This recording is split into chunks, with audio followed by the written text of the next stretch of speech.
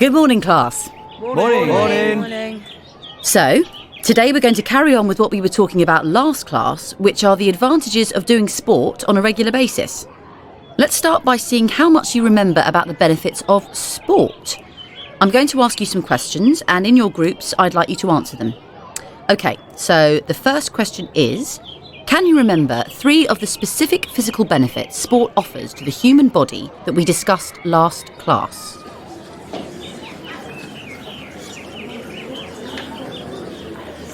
Okay, Group B, what do you think? Well, we've got 2. Okay, let's hear them. We think that doing sport reduces high blood pressure and the chance of getting diabetes. Absolutely. Okay, does anyone have any other advantages? Yes, Group D? Yeah, sport is good for your bones. That's right, it strengthens our bones, particularly while we're still growing. Okay, we also discussed that sport can be good for our minds too because of the chemicals that our brains release when we exercise. Can anyone remember the name of these chemicals and how they make us feel?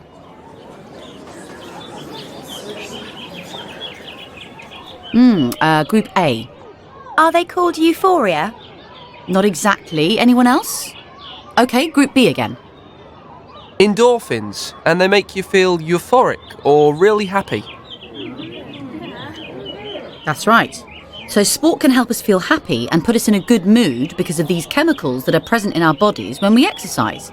It also improves our capacity to concentrate, which is why doing PE at school can actually help you do better in exams.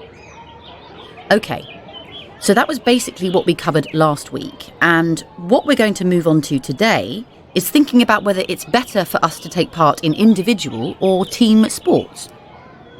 So let's have a quick show of hands to see what you think. Those who think it's better for us to do individual sports, put up your hands. Okay, thank you. And now, those who think it's better to do a team sport? Okay, well, there are certain advantages to both individual and team sports, but, in my opinion, the benefits of team sport do seem to outweigh those of individual sport. Can you shout out a couple of examples of individual sports? Yeah, like karate or swimming. And tennis. Good. Well, you won't be surprised to hear that in order to succeed in individual sport, we need to have a fair amount of self-discipline to motivate ourselves, which is easier said than done for some people. However, with regular practice, it may be easier to see progress. Also, it's worth pointing out that our individual successes and failures are completely down to the individual, no one else. Okay, I'd like you to have a think in your groups about the possible advantages of doing sport as part of a team as opposed to by yourself.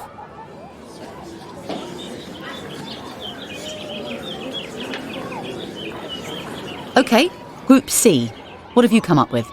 Well, we were saying that it might be, easier to be more motivated to actually do a sport if you're in a team, because you don't want to let anyone down, so you always turn up for sports practice, so you are sort of more committed to doing the sport.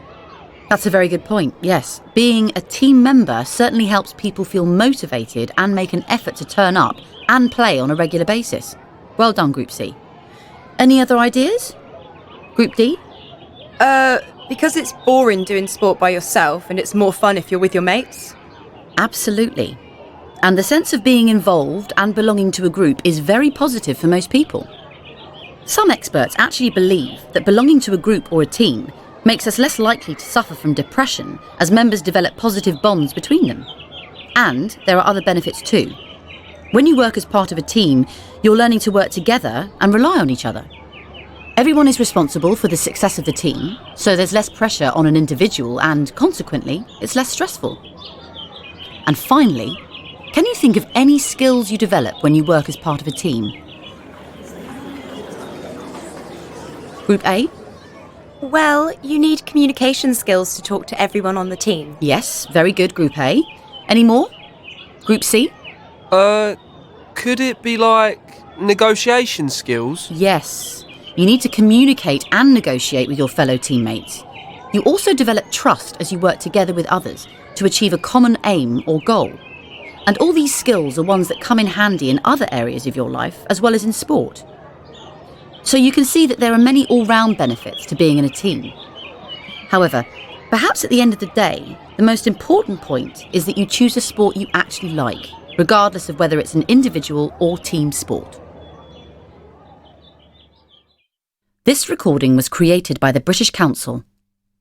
To find more English language learning material for teenagers, please visit www.britishcouncil.org/learnenglishTeens.